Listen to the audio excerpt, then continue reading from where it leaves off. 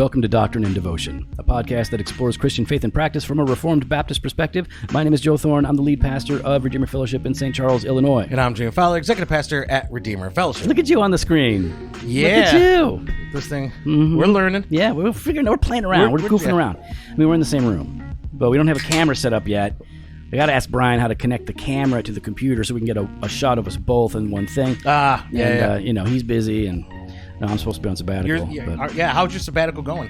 Good. Relaxing, enjoying? Yep, I'm relaxing. I took Killian out for some sushi today. I saw that. He had to get the shots. He went to the doctor for his physical. I didn't tell him he was getting shots. I'm like, you just got to do a physical. No big deal. No big deal. Let's go get sushi. And afterwards, we'll get sushi. And so we're there, and then the nurses are like, or the doctor's like, well, so are you okay if we have to give you a couple shots? And I'm like, he's fine. You don't ask him. But I do love that the doctors always talk to my kids. They don't talk to me at all unless it's something that I have to give an answer for. Yeah. They speak directly to each of my kids when I bring them in. And I remember they didn't do that. Is it because they think you are a child? Maybe, or they think that maybe I shouldn't have possession of these children, and so they're looking for like something in their eyes. Do you live in a safe place? Yeah. Do you have a bed? Yeah. Do you ever feel scared? So yeah, and he had to do like afterwards he had to do this emotional health thing, like, do you ever feel like life isn't worth living and all of that, and how do you eat? And so he answered them all by himself, and the only one where he didn't get like the best answer, for health was, sometimes I don't feel like eating. Yeah. Yeah. So they asked, it's just like one notch down. She's like, when do you not feel like eating? He goes, I don't know. I was like, he doesn't like to eat. It's like there are a couple days a week he's just not hungry. She's like, are you just not hungry? He's like, nah, I'm just not hungry.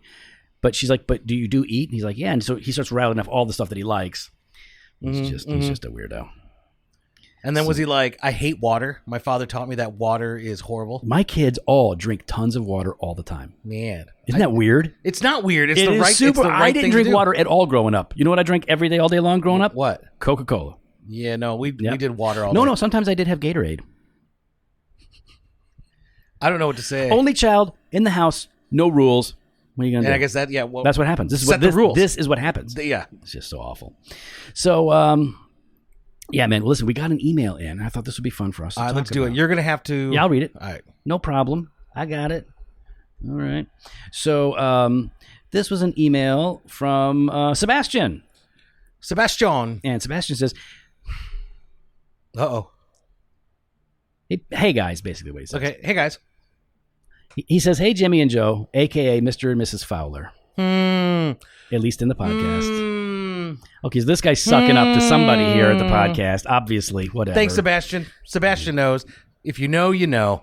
Sebastian gets it. Sebastian. I wonder what you guys think about opening up your heart to all of those that you visit and talk to. What I mean by this is, I've heard some people say that you shouldn't open your heart to everyone's issues or sufferings because you'll burn out. But I've also heard the opposite, that you need to allow yourself to show compassion to everyone.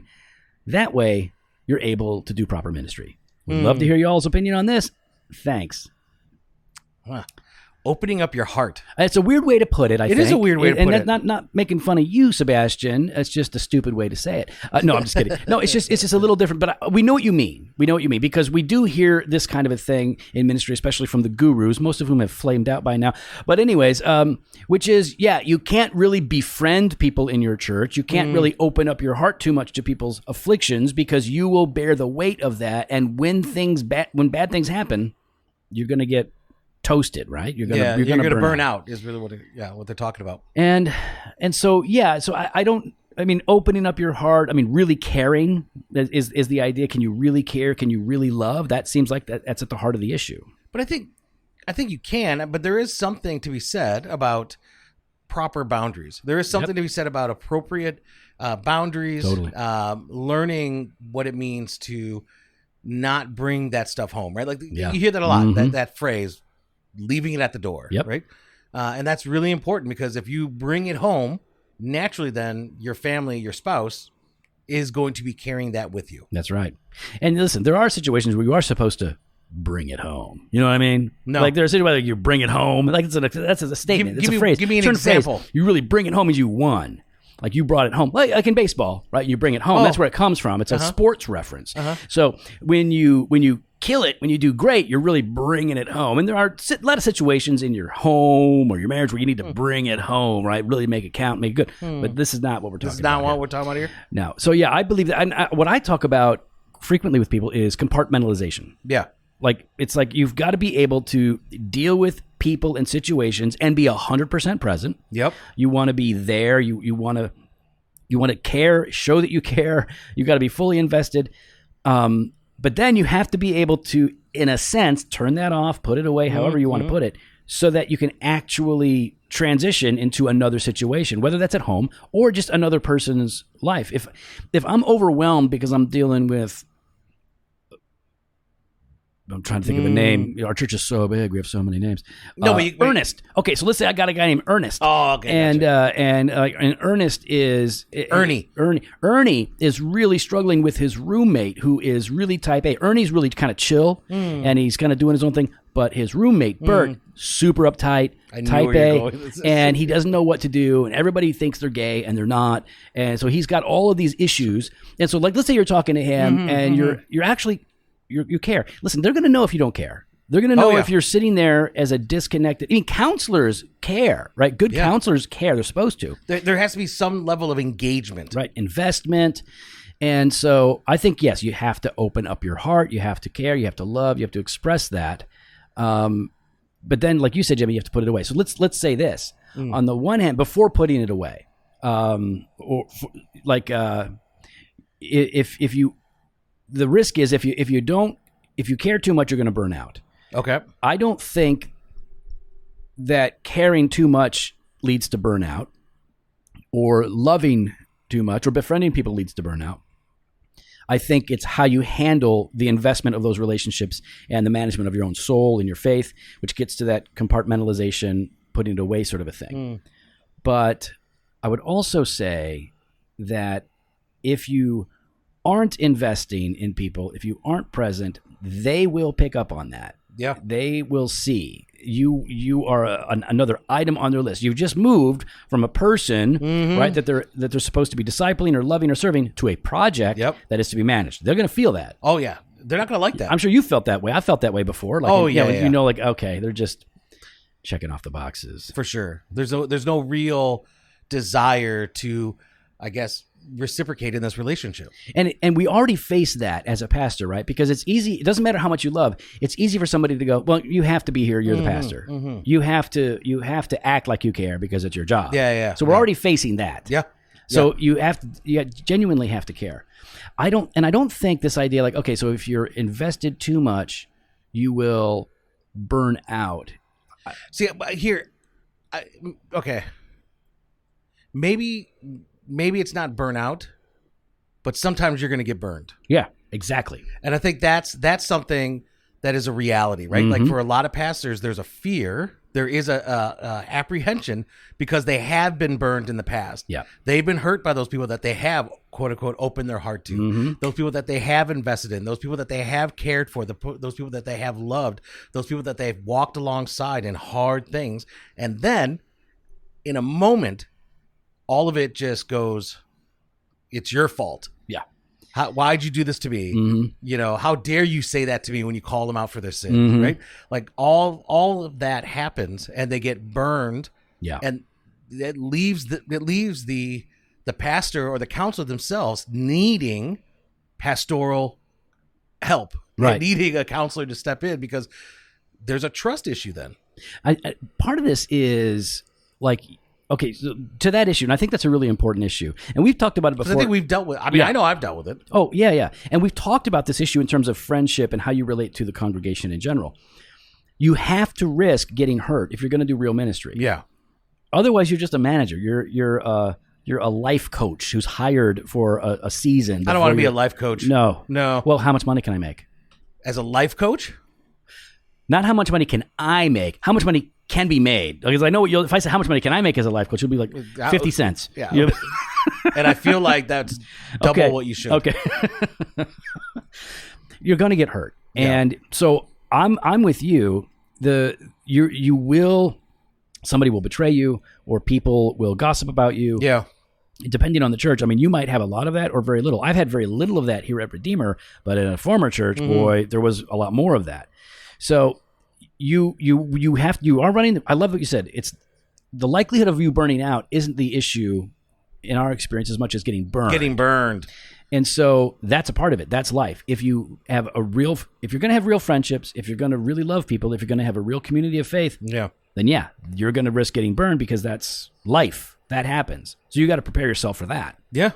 Then how do you prepare yourself? How do you prepare yourself for the reality that you will be unfairly accused or attacked or unappreciated? People will just turn and like blow you off after you've invested so much of your time and energy in them, not as a project, but as a person and as a friend. Yeah. How do you prepare? Just harden my heart. Just harden it. I didn't try that. No, you just got to harden it. Oh. See, what's funny is I know that's not true because you are soft. You are a softie. You love people. You care about people. Some people. Right. Yeah, not all people. No, because some people. Just some people. Yeah. Some people are like, you don't want to mention any names, but like Dan Salufis, for example. Whoa. Why would you say that? That's not true. He's a deacon. And whoa. Man. I talk with him. I've been talking a lot with Dan. I love talking to Dan. I was talking about Dan to Steve Meister. So we had Steve Meister on the podcast recently. And I was like, hey, Steve, listen, I'll let you know, man. We had a number of people say how much they appreciated you being on the podcast. And he's like, oh, yeah? And I'm like, yeah. In fact, one of our deacons was like, man, I like that Steve Meister. And I was like, oh, yeah? And he's like, yeah, he's so smart and articulate, and I like how he said stuff. And Dan, by the way, ain't no dummy. Yeah. Dan is a smart dude. Historian, theologian, very counselor. Articulate, yep. And so Dan's the guy, like, if we had to have a paper written for some journal, Dan's right. I'll be like, Dan, you're on. Yeah, put this together. So Dan started talking about Steve, and then it was like, hey, what did you hear this one? Because we had this other guy on, Renahan, and he's like, yeah. Anyway, so Steve Meister, and he kept coming back to Steve. I think he's a man crush on Steve. I think so. It sounds like it. It sounds like it. So how do you prepare for real? If we're not going to harden our hearts, then of course. What do we do? Well, I think we take it slow, right? You do take it slow. I think you're engaging in. You're gauging an appropriate way, but if someone's going through a trial, I mean, you're going to be thrown into that fire, right? And I think it's preparing yourself knowing that you are here doing what God has intended for you, that he who began a good work in you will see it through to completion, that he has set about the tasks and the objective for you each day. As you're going through that, knowing this is where God has me. He has placed me here at this time for this reason. To go deeper in the Word, to grow theologically, and to become a better teacher or preacher of the Word, we need good tools and the right library. For those who want to go deep and grow with the best resources, we recommend Logos Bible Software. Logos fuses powerful technology with biblical resources. Access Bibles, search tools, commentaries, seminary-level courses, and even audiobooks right on your phone, tablet, or desktop. Logos offers nearly 200,000 digital books from the world's top publishers. Logos editions have been turbocharged with powerful data that connect them with the rest of your library. So whether you're comparing Bible translations, tackling tough topics, or studying deep theological issues, Logos has you covered. You can go on to digging into the original language resources, even if you don't know Greek or Hebrew. Logos will even help you pronounce the words. Now, listen, we could list all of the scholars that they want us to point to who are using Logos, but honestly, we use Logos Bible Software. I just asked Jimmy the other day, how many days a week do you use Logos? And he said, at least 7. I mean, I use them every day of the week, multiple times a day, and so do I. I use it for sermon prep. I use it for research. I use it for writing new books that I'm working on and personal devotions. Now, you can get started with Logos today for under $50. Go to logos.com/Jofo. For under $50, you can get started today. Hit up logos.com/JOFO. Yeah, sometimes it's a season of suffering. Sometimes it's betrayal. I don't know. Jesus might know something about that. He knows something, right? I mean, like the church, the apostles talk about this. Like, oh, this guy was a faithful brother, and now they're off the rails. You know, I mean, given over to the enemy. So I think that's a good word, right? To know, like, God is in it, you've been called to this, and it's a great work, but sometimes it's a really painful work. And maybe that's where we need a better understanding of calling, and to actually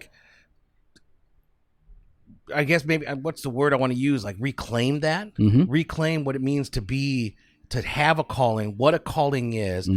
The blessing of a calling. Right. At the same time, it's a double edge, right? Like there's the blessing of the calling as well as there's baggage of the calling, right? It's good. Use preacher mode. Go. Yeah. Oh, yeah. Woo. I don't know. Have you ever seen those guys? Yeah. I have. Yeah. Well, H.B. Charles doesn't like the whoop. No. I was at a church. This guy from New Zealand. Yeah. New Zealand. And he would preach. And all of a sudden, he would just be like, woo! Like this. Oh, he would do the whoop. He would do the whoop. And I would sit there and go like, why are you whooping? Yeah, you're supposed to get the whoop. You don't make the whoop. Well, but I'm even thinking like, this sermon's not whoopable. Oh, it wasn't whoopable. This is not a whoopable sermon. Oh, yeah. That's a shame. You're thinking, whoop, there it is. I'm thinking, whoop, there it went. Yeah, it's gone. Like, it's gone. Yeah. It's done. Yeah, I think that's a bad... So he needs some coaching. That's all. We all need coaching in different ways. He needs some preaching coaching. He wouldn't listen to anybody. Oh, yeah? Yeah. Okay. It did not work out for him in the end. So I was going to name somebody and just make a joke, but I don't want people to think I'm actually serious. No. So yeah, I would say that with that, understanding your sense of calling, right? Because like you said, if you're not called to it, then it's easy to drop it. I mean, think about it I'm going to talk about you. Oh, here we go. First of all, nice shirt. I've seen that style. It's in right now. So first of all, I didn't know we were doing the recording. I wouldn't have wore this shirt. Okay. No, it's a good shirt. It's a busy shirt for the video. No, it's not. It doesn't create any moire or anything like that. You're fine. You're fine. It's not like a striped pattern kind of a thing. So you were talking about, what were you talking about? I got distracted by your shirt. Calling. The blessing of a calling, the baggage of a calling. So I want to talk about you because you have a very clear sense of calling to pastoral ministry. Yep. Yeah. But you don't have to do pastoral ministry. You are more than full-time vocationally at a business, right? At a very large business. So see, I don't like the way you worded that though. Right? You don't have to do. Yeah. I'm in the middle of explaining it. Oh, my bad. So yeah, Sorry. So just chill. Unlike your shirt. See, I knew it. No, I'm just saying. No, what I mean by that is you don't financially have to depend on a ministry position to support yourself. You have the freedom because you have a dual calling, really, right? Yeah. Right now, you're called to the family business, and you're also called to the. You got a text. I know. I don't know why it's like doing that. So you have a calling to the vocation, but you also have a calling to the pastorate. And if you didn't have a real clear sense of calling, as soon as it gets to be hard, it would be easy to be like, I'm out. Oh, I'm plenty busy over here. You know when I would have. Oh, yes. You know when I would have. Because we all almost did it at the same time. There was a season, years ago. So it's like, if you don't have a sense of calling, you will leave when you shouldn't. Sometimes there's a time to leave. But you'll leave when you shouldn't if you don't have a clear sense of calling. So when having that calling and having a real good understanding of calling, that is what's going to sustain you during those times, during those rough times, during those difficult times, and the times that I'm thinking of that we're thinking of, was in the midst of it knowing God has placed me here. God has placed us here. God has even brought that individual here for this, that he has a specific purpose for it. I don't know, but I know it is for his glory and our good. Yeah. That's all I know, and that's what I lean into. It's Esther, for such a time as this. Yeah. God's put you here for such a time as this. If you don't have that, man, you're like, this is just all dark, bitter, hard, like whatever. Why am I here? Yeah. So you're going to get burned. You're going to get burned. So that you're going to deal with it. How do you process it? And the other thing I would say is your sense of calling, God's purpose. And then I would say you have to be really grounded in the fact that God has justified you. Yep. He has accepted you. You are his. And so you're not, when you're going to lose favor with people and people are going to think like, well, you're terrible, or whatever. It's like ultimately we have to evaluate ourselves and examine ourselves. But in the end, we know God knows the truth.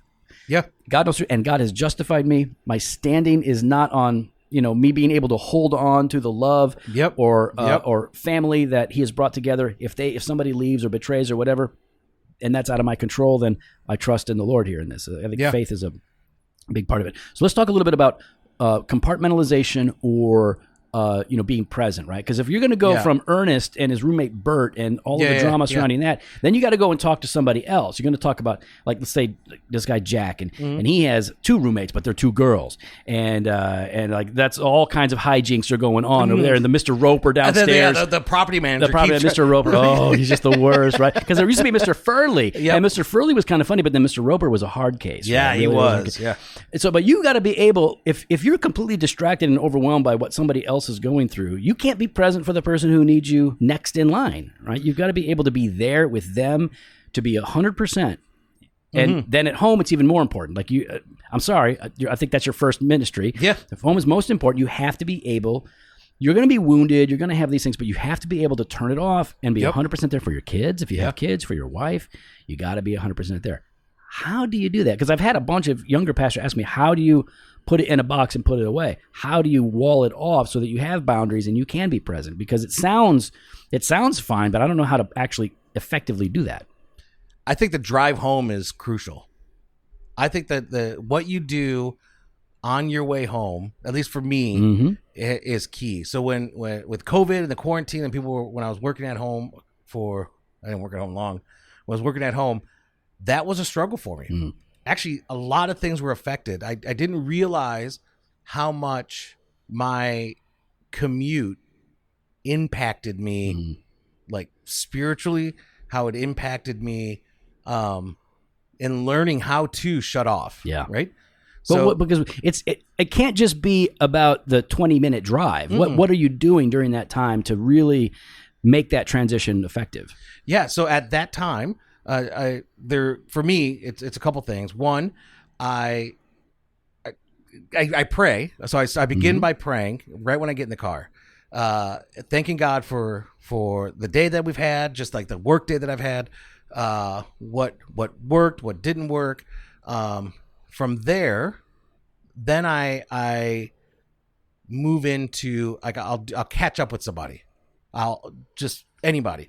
So it might be someone from the church. It might be a personal friend. It might be something like that. I'll just do a quick 10-minute phone call. Just check it in. That helps me kind of break, right? And then when I get home, I make dinner. And even with that break, you might, because like sometimes I'm that call. Yeah.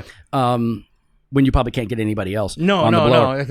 But sometimes it's also an opportunity probably for you to vent. Like if something happened, it depends on who it is, right? You can let things fly, or like I like the idea, like you were saying, like no, it's just like it's like a palate cleanser, right? Like when you have sushi, I took my boy to sushi, and the ginger is supposed to be a palate cleanser in between different kinds of maki or sashimi or whatever. And so, but people like the ginger. It's not that you don't like it, but it's not heavy. It's not big. It's just something to help you transition. And so these are other relationships that you value, but it's like, oh, I get to hear what's going on in their life. It's correct. See what's going on. Different. And it takes the focus off me. It takes the focus off of whatever stress was happening. And then again, for me, cooking dinner is really important. Like it's important for a number of ways. One, in so much of ministry, I think I've shared this before, it's an open-ended project. It's nice to take a project from start to finish and to get it to completion and then enjoy the product that you just made. Right. And so for me, there's something there with being able to start something, finish something, enjoy something, but it's also about serving some. Yes. It's about serving them. It's about serving Michelle, serving the kids. And then I'm able to just kind of deconnect, I guess. You disconnect to reconnect to your family. And I like that because I'm a big believer in ritual. Right, ritual. Yeah, there you go. Routine. It's a good ritual. And a ritual is a stabilizing force in our lives. Those are good things. I mean, you can have bad rituals, but and something like cooking, like preparing the food, you're good at it. You love it. You value food. You see it as a gift from God. So you're able to get into that rhythm as a ritual, transitional kind of a time, and then really be present. And that I would say the same thing is true for me when I am going home. Before I hit the door, I try to pray myself through being present. Like, okay, so now I've given myself to people in the church. Now I need to give myself to the most important people in my life. Like, so they better not get the leftovers. They don't need tired, grumpy dad. They need loving, fun dad. Which is why I never understood why Mondays, pastors took Mondays off instead of Fridays. Same. I never understood that. I couldn't grasp, like, after a long week, after a day of preaching, you're already exhausted then, to then on Monday. Yeah. Everything comes to a climax on Sunday. Yeah. And the vast majority of pastors talk about Monday being a drag, or they're depressed, or they're just worn out. Well, they don't deal with that at home. Yeah, why would you give that? Let that be a study day. Yeah, that's what I do. Yeah. I sit in my office by myself, and I work on the next week's sermon, and I read, I do some emails. I don't put a lot of appointments on that day. Nope. So, yeah, I'm with you. It's like, give them Friday or Saturday, whatever the day is, right? Give them a good one. So, yeah, I think that you've got to... I think what we're saying is, right, it's pretty clear. Mm-hmm. Yes, you have to love and open up your heart to people. Yeah. And you have to recognize and embrace the reality you're going to get burned. And to avoid burnout, you have to learn to compartmentalize, prioritize, and prepare yourself for each of those encounters, whether that's with, Ernie, Jack, Bert, or your wife. There you go. Yeah. Well, we'd love to hear your thoughts. You can follow us online on Instagram and Twitter at DocAdevo, or on Facebook /Doctrine and Devotion. You can head to the website, doctrineanddevotion.com. There you can contact us. You can sign up for the email blast at the store, jofostore.com, and grab some gear. We got that fresh pod every Monday and Thursday. We got blog posts and video content over at the website. And do you want... Do they? What, ad-free, commercial-free... Exclusive content? Some of them might. You might want that. I think they'd like it. And right there in your podcast player, right there at the bottom, you can hit support the podcast. Yeah. And right there, you can go ahead and sign up, or you can go to doctrineanddevotion.com/all access to sign up there. You'll get your Banter Truth on Tuesday, Weekday Wisdom Monday through Friday. Later.